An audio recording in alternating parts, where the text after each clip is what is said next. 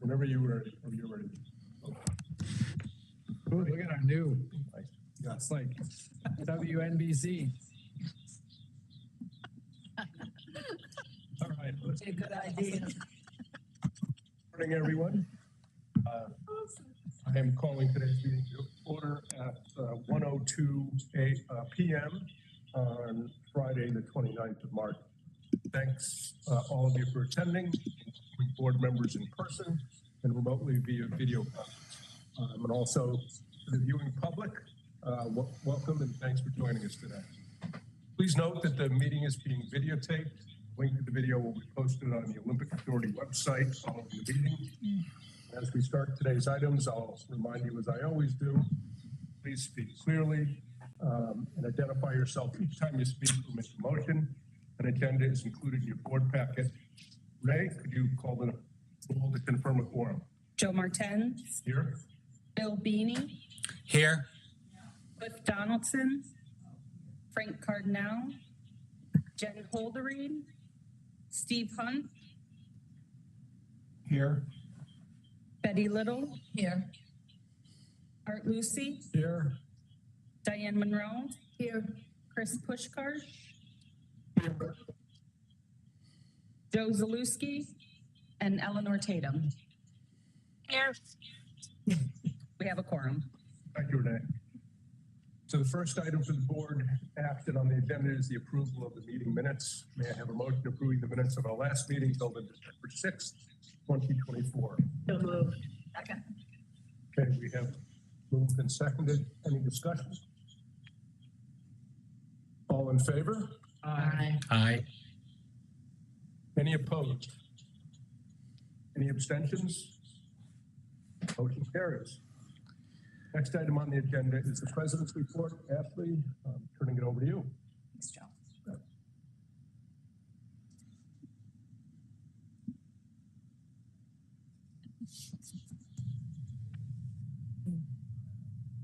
All right, well, good afternoon, everyone. We're going to go through a number of different areas and updates, but before we jump in, just overall, wanted to give a report for where we currently are with the winter season. Across all of the venues, our visitation is up over 3% from where it was last year, which actually equates to just under 25,000 guests. And with the increased visitation, our revenue is up a little bit over 8% currently. We have 4 major areas of growth that we've seen. First that I want to highlight is retail. This year was the first year that we have ever exceeded $4 million in sales. And I really just want to give a shout out to the team and the retail staff led by Elaine Morris. They've really done a great job just on tracking and evaluation. They use our Domo software very closely and really have just done an excellent job. The retail has expanded now to cover all 4 season operations, and it really matches all of our offerings for recreation and competitive activities. So that's been a huge area of growth for us this year. Some other areas that we've seen some pretty drastic increases in are oval skating and rentals. So overall, that's up 12% from a revenue standpoint. And our cross-country skiing at Mount Van Hovenberg is up 26% on both revenue and business. So some really great areas of growth this winter. 4th area is on our alpine skiing venues, so our ski 3 venues. So all of these, all 3 of the mountains have had growth. Whiteface has been the leader in growth with 12% growth in revenue. Our season pass sales have officially launched for the ski 3 venues. They launched on March 5th. We have Mount Van Hovenberg is also online now, so they're currently all 4 passes are available online. The last year we had 30,000 season passes sold across all of the venues. That was a record year for us. We currently to date are at 5,000, with our first pass deadline cutoff being on April 30th. There will be an additional deadline in August and then a later one in the fall. So again, the target is to look to surpass last year's numbers of 30,000, and currently we're just over 5,000. couple of new additions that we've seen this year, particularly at the Olympic Center. So we've tried to add more robust offerings and complement some of the other activities. A lot of the activities that we have are generally daytime activities, whether they be events or the alpine skiing. So the Olympic Center has done an excellent job to provide entertainment opportunities for the guests that would be here in Lake Placid that are in the evening. So after some of the other activities, be family friendly, and give our guests an additional experience. So this year we had 2 separate comedy acts, and we also had a series of a magician and comedy act. The majority of these were during the Christmas and New Year's holiday, and all of the events in that time period sold out at the Olympic Center. This season, we also celebrated the 75th anniversary of Bel Air Mountain. Diane, Art, Joe, and I were able to attend the gala dinner, and where we received this proclamation. For a little bit of background on the history of Bel Air. Bel Air opened in 1949 with 3 main trails that were designed by Mr. Art Draper, which is Art's grandfather. Quite a bit has changed, obviously, in that amount of time, but it's been a great season, a great winter, and it was certainly a great event to be able to celebrate Bel Air, their history, and where we're headed. So, Diane, I know you did a tremendous amount of work with it. Well, you all coming down was really appreciated. I think it sent a really important message, and so thank you. Wouldn't have missed it, and there was also some good follow-up with some interactions we've had with folks. I think it really, you guys did a great job in terms of building those connections that we want to see, so that we're all part of the same organization. And I think it really, you guys were great. Family. Yeah, you got it. It's a family. Yeah, and I would say the biggest takeaway for me was it was nice to meet outside of a daily ski operation venue time. It was nice to meet some of the community within Bel Air. Yeah. And there was they were sharing their memories from the mountain over the past 75 years. So I think it was just great to have the connection and learn more about why it's really important to that area. And one of my fun moments was listening to a young man tell Joe about his grandpa up on the wall. And that grandpa had a lot to do with the progress at Bel Air over the decades. So it was, I was I learning. believe he currently works at Bel Air. His wife did. Yeah. So yeah, it was great. Thank you. Yeah. I'll just add, former board member Joe Kelly was just a special, very important person in keeping Bel Air on the state and ORDA radar. And it was very fun talking to him and hearing how proud he was of this organization and how much he appreciated our investment in a family-friendly mountain. Yeah. When did Bel Air become a state facility, or was it originally a state facility at the very beginning? It was Yes. state built it. It was a state facility. Actually, before Bel Air was a state facility, Scandinavians came up on ski trains and went about their own business cutting trails. And so my grandfather-in-law skied there before it was even, and my father-in-law before it was even a ski center.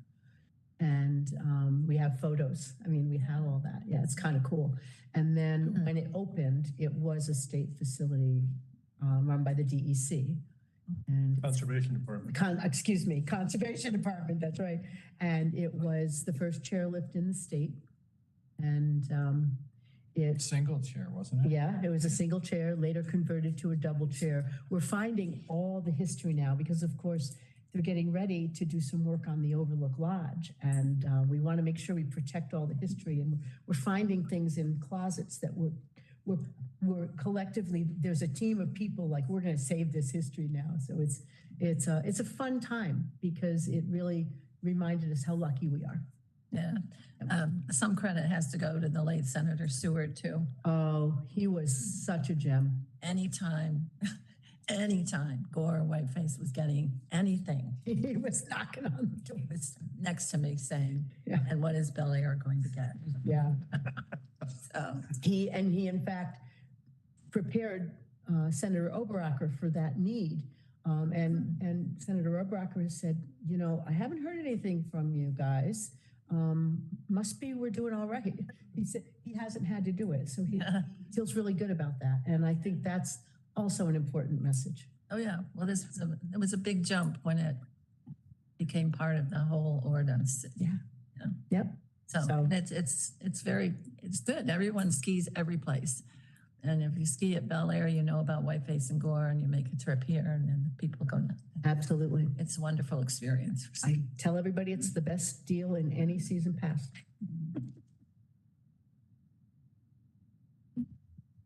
Okay. This is the second year that we participated in Pride Weekend, which is run by ESD and the I Love New York brand. Last year, it was only at Bel Air. This year, we expanded the offerings to the Lake Placid area. And it was 2 different weekends between the 2 different locations. And it's really just a weekend of celebration with additional experiences. They do dining specials, activities, there's music, special events and pricing throughout the weekend. So this is a great partnership with I Love New York and ESD. And in that photo is the gentleman, Ross Levi, that heads up ESD. So he made it to both Bel Air and the Lake Placid region. So it was a great partnership and we look forward to continue it next year. Our events calendar was quite robust this year. We had several events across multiple different venues and sports. The first of the World Cups kicked off with the FIS Aerials World Cup, which was January 18th to the 19th. This was actually hosted over Martin Luther King weekend. We have a strategy where we're looking at pushing similar to the comedy and the magician acts, providing experiences outside to complement the ski resorts and the daytime activities. So the majority of these events were in the evening, where the athletes were housed at the U.S. Olympic and Paralympic Training Center to alleviate any additional pressure that there might be on the hotels. And we had a great turnout. This is an awesome event. If you've never seen it, it's these are wonderful photos, but they do not do it justice. And we had great crowds both evenings that it was hosted. So, and this is traditionally was an event that was hosted every year in Lake Placid. There was a break from 2019 to this year, so it was one that we were excited to have back. Right on the heels of the Aerials World Cup was the World Cup ski jumping, which was February 7th to the 9th. This returned for the 3rd year of its contract. We are in arrangements right now with FIS on hosting it again next season. And also this was the first time that we hosted the women's ski jumping. It was actually the first time Women's Ski Jumping World Cup has been hosted in the United States. Traditionally, these events are held on separate weekends, separate locations. It was important to us to include the women's ski jumping in this event as well. There was tremendous efforts to provide equality across the events, including some of the prize money that's awarded to athletes. So there was a huge coordinated stakeholder effort to do so and highlight the equality within this. And I believe moving forward, FIS will be hosting the men's and women's jointly every weekend. That's remarkable. Yeah. I would just say that I think that was an example where ORDA with Bel Air, Gore, and Whiteface have created a family. Well, this effort to encourage equality in sport really was a credit to U.S. Ski and Snowboard, U.S. Olympic and Paralympic Committee, and ORDA. And so I think it's a great example of our not just New York reach, but our national and international reach. And a lot of current and past athletes within the sport got involved and were a part of it, and they were here for the event to be able to witness it. So. I will give a shout out to Art's daughter, who was played a key role in all of that and did some great announcing during the event as well. She's got a bright career ahead of her in a lot of different ways. Thank you. That was the windy weekend, though. That was the windy weekend, yes. Yeah. And Art and I were talking earlier that the event on Friday evening would not have been able to be held if it wasn't for the wind nets that we had installed. We have some tweaks to make on them now that we used them for the first year, but we were able to get through the competition with quite a bit of adverse weather. It was delayed, but it definitely allowed it to happen. So immediately following the ski jumping World Cups, we hosted the Nordic Junior World Championships. This is what they call a U20 junior Nordic athletes compete in it. So anyone under 20 years of age. We had 21 nations competing in ski jumping and Nordic combined. So we used both the Olympic Jumping Complex and Mount Van Hovenberg for this event. Gore annually has been hosting the Whole Shot event. So this was February 27th to March 2nd. The Whole Shot is a cross tour and it's a skier and border cross competition. It is sanctioned through US Ski and Snowboard. It is designed to bridge the gap between, kind of grassroots development athletes and the World Cup level. So those athletes that are really up and coming but are not quite to that level yet, this is main competition for them. It takes place on our trails, Wild Air, Potluck, and the arena. And they are during that time open for competition only. But if you've been here and been able to witness it, it's super spectator friendly. You can really see a lot of the action from the base area. And it's a great event that we host at Gore.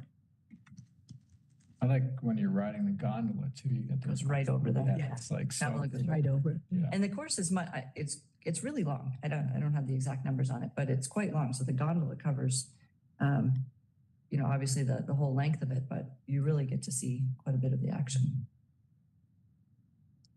Roller derby on snow. Yeah, exactly. So we had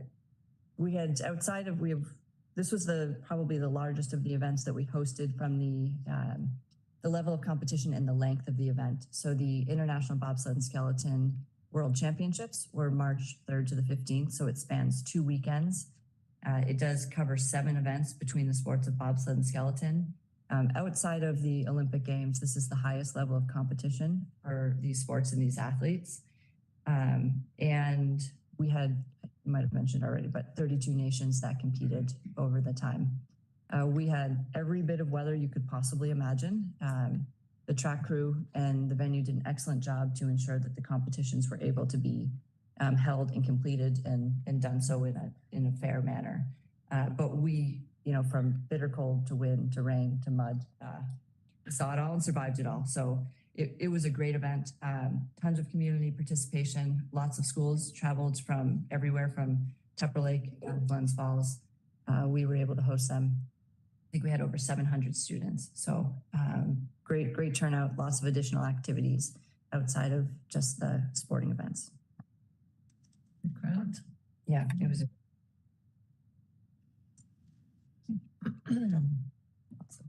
few extra photos. Got a shout out to Mystique and Austin for winning Yes. the mixed team. That was big. Yeah, so the U.S. new event that has been added for the Skeleton World Championships is a mixed team. So 1 male athlete, 1 female athlete competing together. The U.S. team won, and there were 2 younger athletes that have actually started their careers and were back here. They started their careers here. We're back here competing and won the event. So it was awesome. The U.S. It's been a little while since they've been atop the podium in skeleton. So it was very cool to have them do that right here. Awesome. So one other footnote, that while this event was going on, there was a lot of other activities for people in between events. And one of those was the art awards that were given by the ORDA Foundation in the Olympians for Art program. Took place over in the arena. There was over 300 students from the North Country that participated. And the foundation gives these awards annually, and they do it around the world. This was not just a domestic event. And I forget the name of the board member of the foundation who's one of the judges. He said that the art that was on display here from kids from grammar school through high school was one of the best he had ever seen, which was really pretty amazing. And Al Waters' wife who is the executive director of the foundation, was there to help present the awards. And it filled the auditorium or the conference space over at the Olympic Center. So it was a terrific event. The art was outstanding, and they had a nice big unveiling of a mural that was that they put all the art together with. So if that's something that's not just in this region, is it something we could do in the Catskills? I don't see why not. For sure. I've got some good connections with art teachers down there. I think there's the bottom right picture here Yeah, that's the mural. is part of the mural that was created with Oh, all the art from all the nice. different schools. And that one is hung up at the track itself. Yeah, I was following that with interest. It looked amazing. Last weekend, we hosted ECAC championships. So Clarkson, Cornell, Dartmouth, and Quinnipiac were the 4 teams that were here competing for the championship. Lake Placid is the ECAC, or it's the home to the ECAC men's hockey championships. And every year we see the best teams in the Eastern College Athletic Conference compete in the 1980 Herb Brooks Arena. And they're trying to claim the top spot and move on to the NCAA Division I championship. So Cornell solidified their spot to the championships here in Lake Placid with their win. The Olympic Center, in partnership with ECACs, does a tremendous job. Everything you see in that top right photo, from the lighting, the event production, the marketing of the event, is done by the Olympic Center team. And this year, we exceeded 10,000 tickets sold. We opened up the bleachers, which haven't been open in a few years, and just had tremendous crowds. If you haven't seen the event, it's really unique. It's super fun. They've got the pep bands on each end that are playing, and it's just a great atmosphere. That's awesome. Except Clarkson beat Dartmouth. I wasn't happy. We can't have it all. But Chad, the Olympic Center manager, was delighted because Clarkson draws way better than Dartmouth. So, Right. so for the final game against Cornell, it was a raucous crowd. Yeah, it was great. Moving on to some of our venue projects. So the North Creek Ski Bowl project is well underway. The photo on the bottom right that you're seeing there is from March 18th. They're currently doing the install of the exterior siding, and the project is, the lodge project is scheduled to be on time for opening this fall. The Hudson Chair, which is the new lift that was installed, began operation this winter, and it really created just a tremendous atmosphere and extension to Gore Mountain, and really was a huge upgrade to the ski bowl.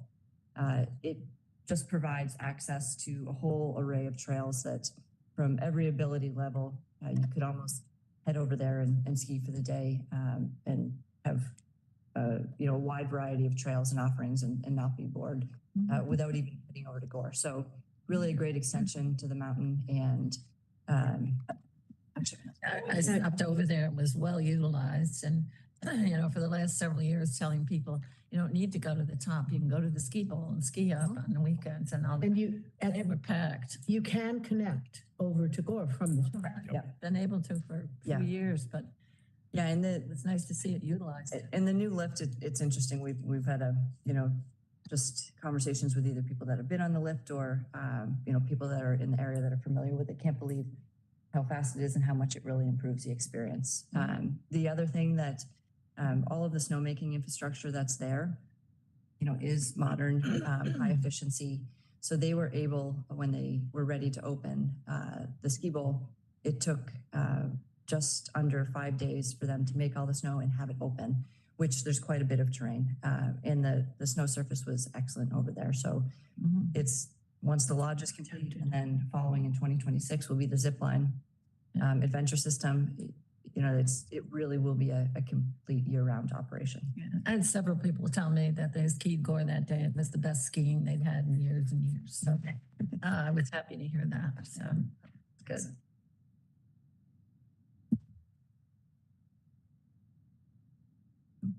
So the U.S. Olympic and Paralympic Training Center, the kitchen and dining modernization project is underway. It started 2 weeks ago. They're completing all of the demolition. This is about a 3-month project. The training center has never had a kitchen upgrade since it's been in operation, so it was timely to do so. There's a number of upgrades that are happening, a lot in the actual kitchen and food service area, and then quite a bit in the dining area. It really will allow access to all of the users, so it doesn't matter on age or ability. It now will be fully accessible and much more operationally efficient, and a nice upgrade for them. The timing of it is very important because the training center here in Lake Placid sees some of its largest numbers and highest caliber athletes competing the year before the Winter Olympic Games. So with next year's Winter Olympics taking place in February, they know that they're going to have quite a bit of athletes training. So this will be done in time for them to be able to utilize and hopefully help them to benefit from these upgrades as they prepare for the Olympics.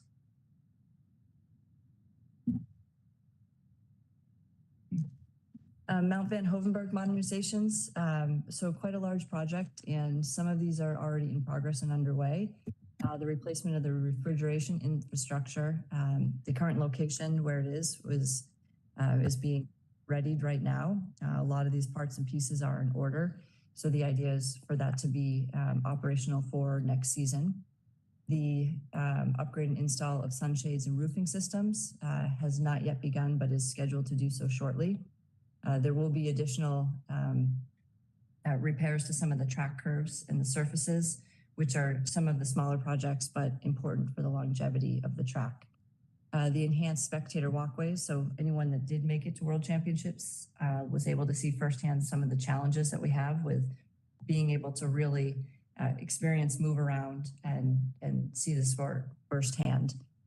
It definitely, isn't one that doesn't do it justice by seeing it in photos or on TV, and when you're standing there, nothing can really replace that. So we want to ensure that everyone that's there, regardless of weather conditions or accessibility, that they're able to have that experience.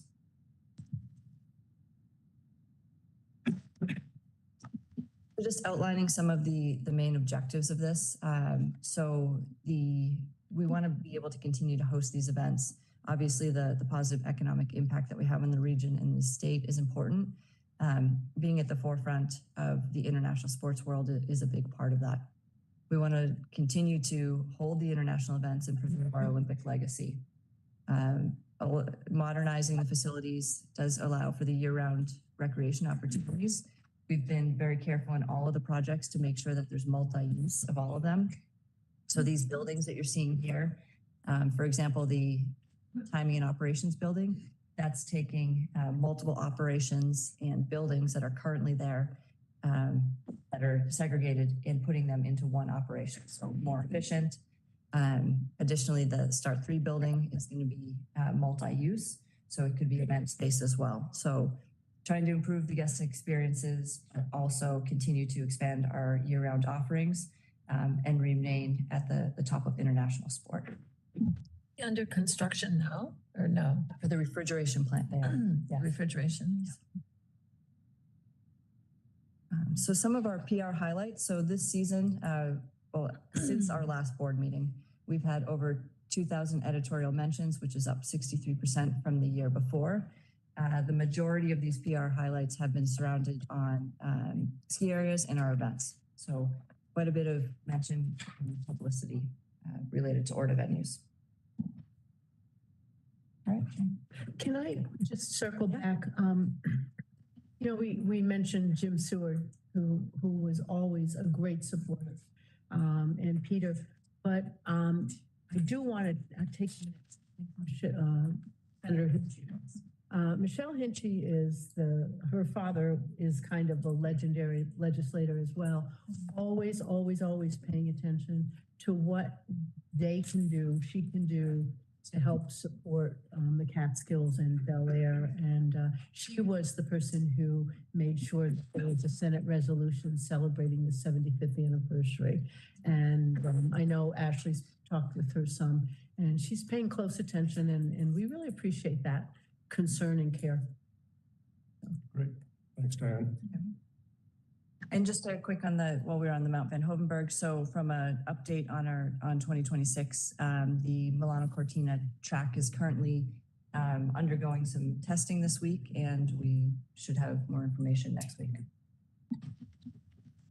Okay, thanks, Ashley. Extraordinary amount of activity at the venues, and for those who ever thought it was going to slow down, there's no such illusion. So there's no old business on the agenda, so we're going to move on to the new business. There's 6 proposed resolutions, and before I introduce resolution 549, I just wanted, which is having to do with our agreement with the town of North Elba, I wanted to acknowledge Derek Doty and Rick Preston. Derek's the supervisor of North Elba, and Rick is on the board, and both of them have been very active participants in negotiations that have gone on, and I have to just compliment them both and the rest of the team from North Elba that it's been a very cooperative and productive discussion over the course of the last year on something that has been probably overdue for a while. So I just wanted to acknowledge and thank you both. Participants. Yeah. So could I have a resolution to adopt, a motion to adopt resolution 549, a resolution approving an operation and management agreement between the New York State Olympic Authority and the town of North Elba? I'd like to that resolution. And as someone who, succeeded Senator Stafford, who was always able to come up with that money that was listed in there, that was going to come from the ORDA and all that into the town, and then trying to secure it and not having the oomph that he had and getting less money as we went along. So just having this done, and I've read it a couple of times. It's well done. It's satisfying, and it's going to last for a long time, and it puts this whole thing to bed. So I'm very happy for everyone who's worked on it, for the town, for their cooperation, and for ORDA. So Thank you, Betty. it's a great achievement. Yep. And so Betty, Glad a second. Art seconded.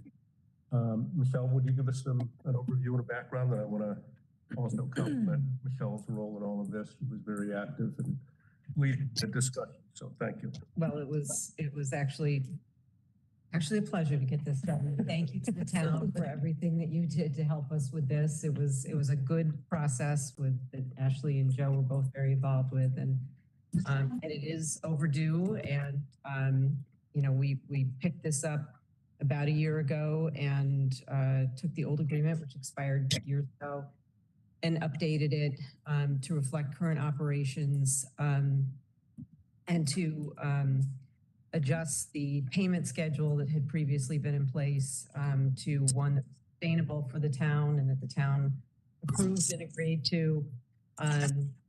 The major provisions of the agreement are the payment provisions and the creation of a community engagement commission that will formalize a relationship between the town and ORDA to make sure that we receive community input that can be brought back to ORDA for its consideration as we plan events and activities that will have community impacts, and hear people's questions and concerns so that everybody's informed of things that we're doing that may affect residents and businesses.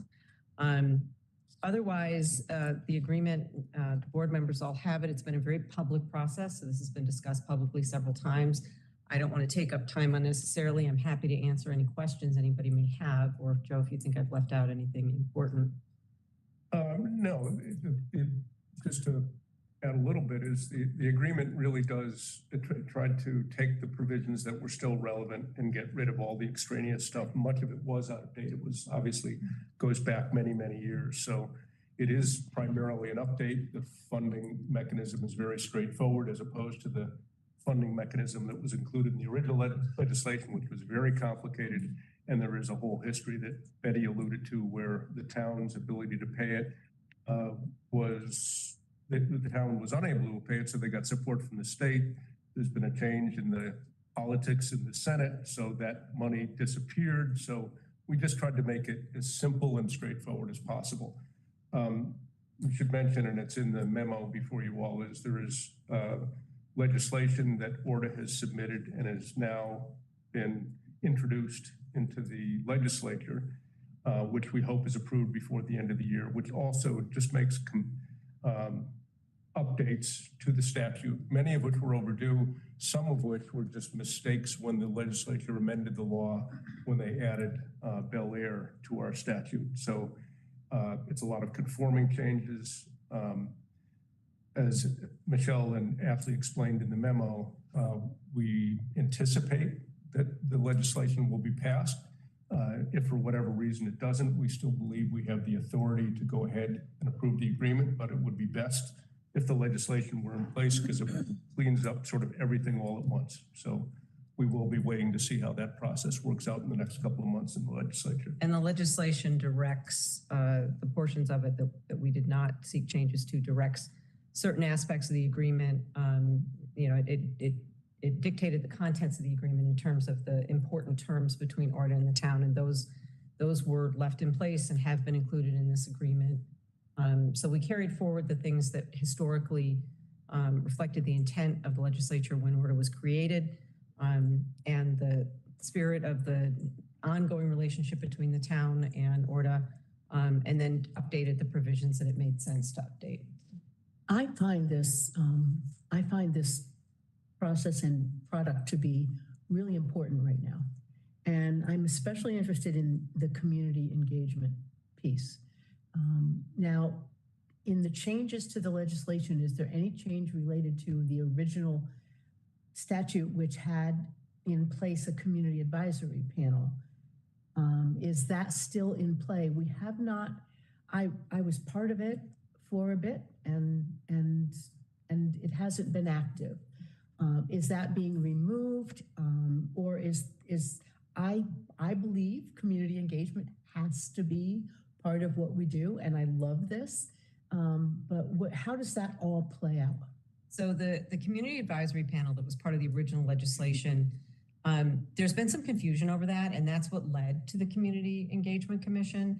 The Community Advisement Panel advisory panel was created in the statute for the purpose of pulling together a group of people who would help a newly formed ORDA that was taking over the Olympic facilities to attract the kinds of events that these facilities. And it was very narrow. It was very narrow. That was its intent. And over the years that commission met frequently, Art has far more history of it than I do. He explained a lot of this to me when we were working on this, which I very much appreciate. But the commission stopped meeting, or the community advisory panel stopped meeting about 20 years ago. And frankly, as you've just seen from the president's report, we are not in a position anymore of needing a lot of help with attracting events. We have more than we can accommodate. So this is a better model. That section has been repealed, but in the interest of the kinds of engagement that people are looking for, the town and ORDA worked together to put together this community engagement commission within the agreement to assure continued effective communication. I'm thinking to myself, I'd like to see how that model plays out, because I think it would be very beneficial as we continue to expand and strengthen our connections in the Catskills to have something like that in place down there as well. So I'm going to be very interested to see how this plays out. So thank you. I think it's a really good move. So I just in response to that, Diane, I think the need for it here is fairly unique because these are all town-owned properties that are subject to the agreement, and there is so much interaction between what is happening at our venues, since they are a big part of the community, that we wanted to make sure that there was lots of integration and coordination.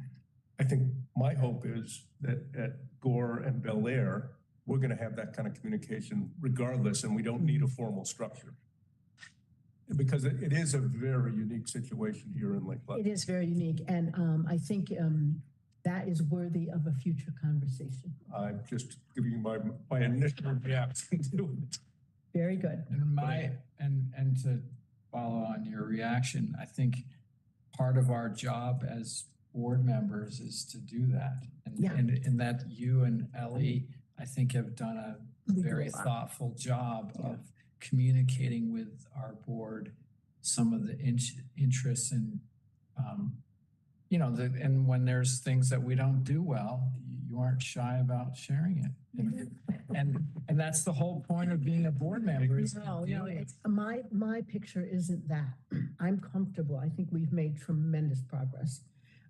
Where I'm looking is in the region, there are currently some big initiatives underway in terms of trying to create more integrated cohesion and proactive communication.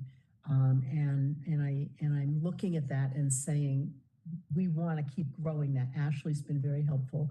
And we're looking at some possible topics of future conversation that are concerning for the entire region and also concerning for ORDA. So for me, what I'm thinking about is making sure that we have mechanisms in place so that it's actually more complicated in some respects because in the Catskills, the affected communities are so spread out. So it makes it a little more complicated, but it's motion that it's already underway to a degree. And as I said, Ashley's been helpful. And I'm just really interested in making sure that we as a board are always thinking about engaging our community, because I think that gives us greater strength in each of our venues. So I have no disagreement with that. I know. All in favor of resolution 549? Aye. Any opposed? Any abstentions? Motion carries unanimously. Could I have a motion to adopt resolution number 550, resolution committing capital, granting approval for the president and CEO to enter into agreements for Olympic Center improvements?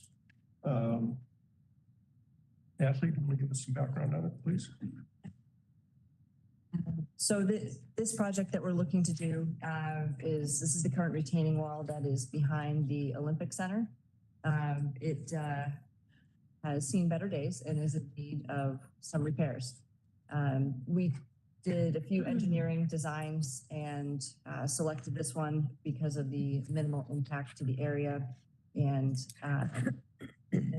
what it basically will constitute. And some of it, you see the different colors within the cement blocks there. Last construction season, we did some of that concrete had exposed rebar. We did have a team that came in and resupported that, cleaned it up, was able to fill in those empty spots. But it does, and the pieces that are sticking out are anchored into the embankment. What we need to do now is add additional support so that it stays anchored into the embankment. So you'll see on the bottom left the white grayish bars that run vertical.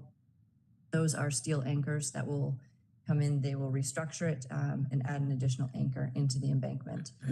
This allows us to resecure it without having to remove the wall or do any major excavating behind it or potentially rebuild it. So, not the most exciting of projects maybe, but it continues on our maintenance, and it's necessary that we protect our investments. And It's a formidable looking wall. There's exciting and there's essential. there's an entire wall This is and essential. a large hotel behind it that we would like to stay there. Did I have to get a motion? Or did I? No. I skipped No, over. sorry. Okay. I jumped a step. Could I have a motion? Glad. Okay, moved by Art, Second. seconded by Betty. All in favor? Aye. Any opposed? Any abstentions? Motion carries unanimously. Could I have a motion to adopt resolution number 551, resolution committing capital and granting approval for the president and CEO to enter into agreements for Bel Air Mountain electrical distribution system improvements? So moved. By Diane. Could I have a second? Second. Seconded by Steve. Ashley? Yeah, he did. So this is a larger project, and so we've been working over the past couple of years to improve the electrical situation at Bel Air Mountain. The majority, or actually, I say majority because we've already started to replace some of it, was direct buried electrical wires. Over the years, with the improvements that we've done, these have, there's wear and tear to them. Sometimes they get hit during some of the trail work. And when there are issues, it's very complicated to be able to get to them. So this project really will complete the direct bury that we're going to do with the replacement of the electrical. It will put underground cable into protective conduit that will run up the upper mountains. This is really focused on the upper mountain of Bel Air. That will, by putting it in conduit, not only does it protect it more, it allows us to repair it easier. And if we do have any future upgrades, whether it be running fiber or additional power lines, it will be more efficient to continue to expand that. In addition, we are, the electrical infrastructure will be upgraded. So we're taking 4 current switch gears and we are switching them over to 3 modernized units. Again, all of this will increase our reliability and resilience and allow for easier maintenance and future expansion. I'd like to address this too. This is essential, one of those essential things. Yep. And I'm grateful that we're taking action that we can control. But I don't know if you are finding this in any of the other areas, but the initiatives underway in the Catskills right now are looking at a lot of our challenges. And in general, electrical systems are problematic in terms of, as we look at expanding housing, as the region is looking at expanding hospitality, you know, the access to reliable electricity is a problem and a concern. And it's something that the region is kind of pulling together around. So I really appreciate that at least where we have control, we're going to maximize our efficiency and our safety and our resilience, and also know that we're going to need to have a larger conversation as well, and have help at the table as part of that. So. Thank you, Diane. Any other questions or comments? I guess my comment would be, it'd be interesting to review the amount of power Bel Air needed 12, 15 years ago versus today because of our efficient snowmaking system today. We've seen tremendously more efficient, so thereby needing less power. But we've also put in some spectacular lodges that have big impact on that as well. So, and the entire region is an area that we need to take a look at that as a region, and that's happening. So, thank you, Mark. All in favor? Aye. Any opposed? Any abstentions? Motion carries unanimously. Could I have a motion to adopt resolution number 552, resolution committing capital and granting approval for the president and CEO to enter into agreements for Bel Air Mountain snowmaking, trails, and electrical improvements? You have a motion? I'll move it. Okay, Diane. Second? Second, Art. Art, second. Ashley, could you provide some information? Yeah. Thank you. So what we're looking to do is continue to expand. We do want to, any of the damaged or compromised pipelines need to be upgraded. There's a few major trails that we'll be doing the work on this year or have it focused on. So Onondaga, Route 9, and Seneca East. We are proposing to replace over 10,000 linear feet of pipelines. Some of them are either just old, have met their useful life, or there is damage to them. These help support our high efficiency snow guns and are crucial to the operation of the mountain. Just one question. Is this bigger than a normal year that you would go through and fix the trails and the pipes and all that stuff? It's just your normal? This is fairly normal. We have plans to try and get each of the mountains to a certain place where then we are just doing regular maintenance and not doing replacements all the time. But this hasn't been done every year up to this point, has it? There have been improvements to each of the mountains, but it has just varied upon the demand and the need for each of them. And initially, some of the infrastructure was retained that is really, really old. And so we're whittling away at that, correct, Ashley? Correct. Yep. And that's true across all of Yeah. them. In addition, there's upgrades and maintenance to the Pine Hill Pump House, again, to support the efficient snowmaking that we have. So they're installing a variable frequency drive, which essentially allows the mountain and the operators, right now, they turn it on, they turn it off, it's one speed. Now this matches the demand, so it's more efficient in its operation. And it also supports our high efficiency snowmaking. And they'll be replacing 4 snowmaking pumps within the mountain. That's it. Any other questions, comments? All in favor? Aye. Any opposed? Any abstentions? Motion carries unanimously. Could I have a motion to adopt Resolution 553? Resolution committing capital I'll make that motion. and granting approval for the president and CEO to enter into agreements for Gore Mountain snowmaking trails and electrical improvements. Sounds familiar? Happily second that. Okay. Diane? Moved by Betty, seconded by Diane. Ashley, back to you. So similar to the conversation earlier about replacing the piping at Bel Air, we are looking to do the same at Gore. This has 7 trails and Upper Peak, Twister, Darby, Powder Pass, Sleigh Ride, Echo, and Showcase. Quite a bit of, so Gore is our largest. It has the most amount of area to cover. So we're going to start picking away at replacing this and ensure that we are able to run the efficient snowmaking that we have in an efficient manner. So the current lines are either in poor condition or need to be replaced. And some of them that we currently have cannot support the minimum amount of PSI that's necessary to run the low efficiency gun. So again, all of our focus is on the efficiency and supporting the systems and the infrastructure that we have in place. So a big project and undertaking here at Gore. In addition, this is a photo of actually the ski bowl, and you'll see in the lower left-hand corner, those container looking units. Those are 2 compressors that we are going to be relocating to the reservoir pump house. So moving them to a different location. They are, if you've been to the ski bowl, that is right in the middle of a pump area. The lodge will sit, just facing these, and they're very loud and they're a bit unsightly. So we're trying to clean up visual impact and also some noise reduction. Also putting them into another location will make them more efficient because the location is higher up and closer to the reservoir pump house. So that work will happen, is proposed to happen this.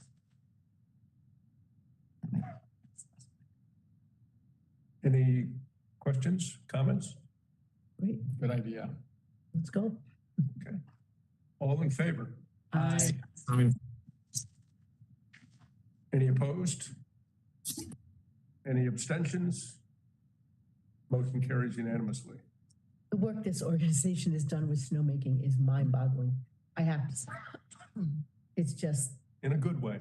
it is really remarkable, and it's become our calling card.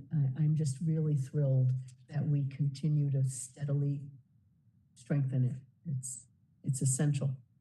And it really does run to the core of our business at the Three Mountains. We would not be operating without it, unfortunately. Yeah. I wish there was enough natural snow so we didn't need them, but it is critical. Thanks, Diane. So, all in favor? Aye. We're doing a motion now. We gotta do this. Need a motion. Oh, we need the motion. This is for Whiteface. Okay, so this is a resolution number 554, committing capital and granting approval for the president and CEO to enter into agreements for Whiteface Mountain snowmaking trails and electrical improvements. Could I have a motion? Art moved by Art. Second, Diane. Seconded by Diane. And back to Ashley. So a few projects proposed for Whiteface for this upcoming construction season. The first is removal of the above ground power lines that are on Essex. So you can see in all of these photos, the power lines that are there. These do make it difficult for us to make snow. We have to be careful of where the power lines are. they are right on the edge of the trail. So it's a visual impact. It's a operational challenge. So we are, the proposal is to put those underground and remove that. Also, trees fall on them. It supplies power to the top of the gondola. When this goes down, it becomes an issue. So we will get rid of the above ground and put them underground. And then the second part of it will be, currently the snowmaking is on skiers' left. The wind goes in that direction. So we're not able to use the high efficiency snowmaking because of the locations and the prevailing wind. So the phase 2 of this would be to put the snowmaking, move the snowmaking line to the other side of Essex so that we can utilize high efficiency snowmaking and not fight the winds or the power lines.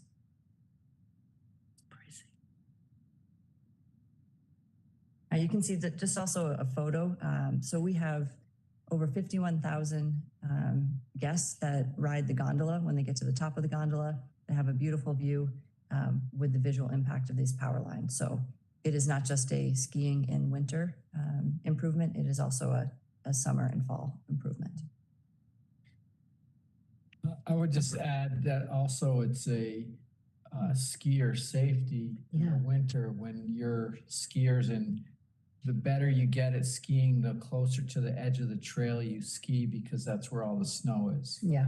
And so you look these, it's an attraction for people, snowboarders and skiers, to want to ski right next to these poles, which is lending itself to what lawyers call an attractive nuisance. Yeah.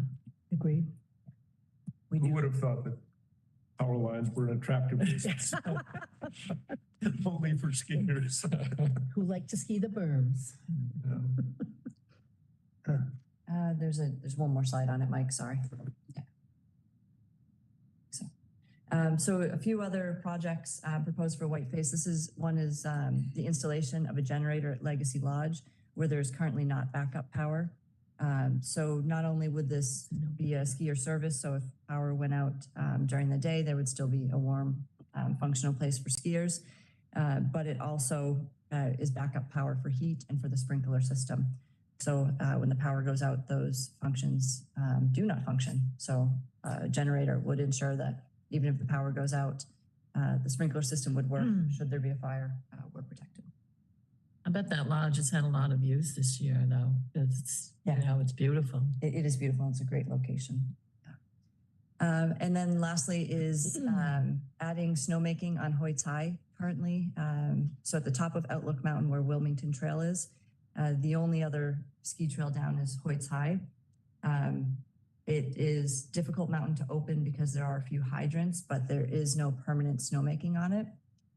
So for the team to set up and get the trail ready to be open, they have to bring in snowmaking systems that they hook to the hydrants. It is not efficient snowmaking. It's very timely, and it takes quite a bit of work for them to make snow on that trail. So they are looking to install 40 high efficiency snow guns on the trail that would be permanent, so they don't have to move them back and forth, and allow them to easily make snow and open the trail. And It's a lot more crowded now. I liked it better. well, maybe, but it gives another, alternate to help space out to Wilmington Trail is quite popular. It can get quite a bit of use, and so this gives another option down from. It's a great trail. And to the right of that photo of Hoyts High is a photo of the mid station for Little Whiteface. So this is the trail replacement that is happening, that was on a previous board resolution, that is happening this summer. So it is removing Mountain Run, and there will be new towers that are being installed for the bottom half of Little Whiteface. Just to interrupt you, Please. it's removing the Mountain Run lift. Correct. Yeah. Not run. Not the I'm trail. sorry. Yes. Oh, yeah. Poor Diane and Joe were hyperventilating. Wait a minute. So we're Changing that lift is getting removed and a new one's getting put in. Okay, so it's the one that ends up there. There's one that goes all the way up. Correct. That's Little Whiteface. Okay. The one that ends there is called Mountain Run Lift. Yeah. Mountain Run Lift is being removed, and Little Whiteface is getting a new, so from this portion, which is the mid station down, it will have new towers, which will have new spacing, which will help with some of the trail access. It's getting new chairs and a new rope. But some of the work that's associated to this resolution and why I'm highlighting it is trail work around this mid station. So this is an intersection between approach, which comes off the top of the mountain, and 2200 is just down to the skiers left of this. It is an area that can be a bit challenging because it is fairly steep. So sometimes we get skiers that should not really be in that area, that are above their skill level that are there. So some of the trail work will be at the lower portion of approach there, to regrade that while the towers are down for Okay. Little Whiteface, and make it a better experience for intermediate skiers that may find themselves on this trail. And then also regrade the access to 2200, which is an intermediate trail. So it gives them an option to get out of a more expert area. So presently, there's no 2200 exit strategy for intermediate skiers right now. Right. It's only expert terrain. This is a really, in my opinion, a very thoughtful plan that when we have intermediate and novice skiers who ski down approach, we're like, wow, this isn't that bad. And then all of a sudden they hit this section and they're like, oh my God, this is way too tough. And so this was a very thoughtful plan to create a wider road, to intermediate road, to get access toward the facelift actually. Right. And Okay, so currently when I come down approach and I go around and I go under, is that going to still be there? When you go under the lift, Yeah. yeah. So see that ramp, that exit ramp there. Yes. That's Mountain Run. That all goes away. Okay. So now, if they don't want to come, if you came off of approach and you stay around. to the left, you would be on a very steep area. A lot of people will try and go around it. Now that will open up the area, and that regrading Perfect. will make it so that you don't have to go around it, and you could continue on without being on really All right. steep terrain. Good move. Okay, gotcha. And a couple of things that not related to the lift and not particularly this resolution, is that Little Whiteface lift is from 1978. And for over 20 years, it was used as both the summer and the winter lift and access. So it's gotten quite a bit of use. It's still a great lift. We're fortunate to be able to continue to utilize the upper towers. But it really is an older lift that's has been used for many years. Push for that replacement. That's it. yeah, Any other? More? I do not. Okay, any other questions, comments? Long overdue. Nice. There. All in favor? Aye. Any opposed? Any abstentions? Motion carries unanimously. Nice. I do have a video. Okay. I have a- Before we close, we have a little video.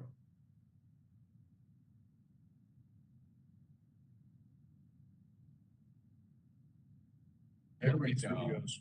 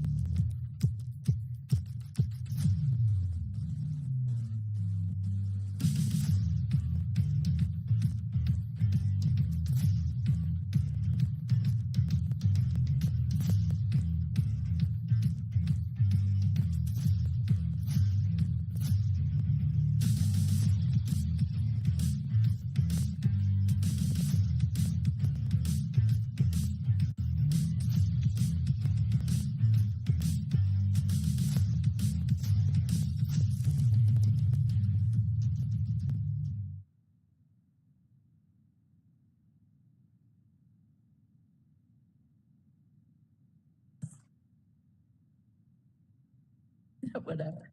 I was just gonna say, that was a great visual shout out to both the staff and the volunteers. Yeah. And I'll give a verbal shout out to both because I've attended most of these events and the level of professionalism is super high. The events, as far as I can see, and I've observed a lot go off flawlessly, despite, weather challenges, primarily weather challenges, and lots of other challenges that are happening behind the scenes. But to a person, the people that I've spoken to attending the events always give us super high marks. Once again, it's the staff and the volunteers both. I've gotten to interact with a lot of the volunteers, and we have a terrific core. We can't get enough of them. And I hope we recruit more, but they do just a tremendous job. So shout out from the board to all the and volunteers that make all this happen. We are blessed with a very dedicated workforce, and that's not easy to find. So I'll again make my pitch that we make sure we take really good care of them and show them appreciation. And I know they appreciate hearing from you. So. And there are several of them that are currently working right now at Mount Van Hovenberg on the Super Tour. So that's going on today and this weekend, which is a huge event from the number of people and super fun to watch. So if you have an extra time, just going to give a plug for Super Tour event too. Great. That will finally be the last of our winter events. It sounds like you've had a really full schedule for the year of activities and I wish I were skiing still, but I'm not. But just so many things happening on the weekends. And I think that, going forward, does it look like we're going to be heading into the summer and fall? It seems like we're the place to be, all three of these venues. Yeah, the opportunities, we continue to expand upon them and really look to multi-season, right? So we have more offerings in the summer and fall than we ever have before. We get requests for more events than we can actually hold. That's good news. So we have to really evaluate which ones to hold and when. And also, work with the communities that we operate in to ensure that we're being strategic about which events, when, and how they may impact other things that are happening. But there is so much going on and, so much opportunity for the future too. It's a great job. Thank you for all that everybody's doing here. That concludes the business of today's board meeting. Is there any other items from either our members in present or on video? Hearing none, can I have a motion to adjourn?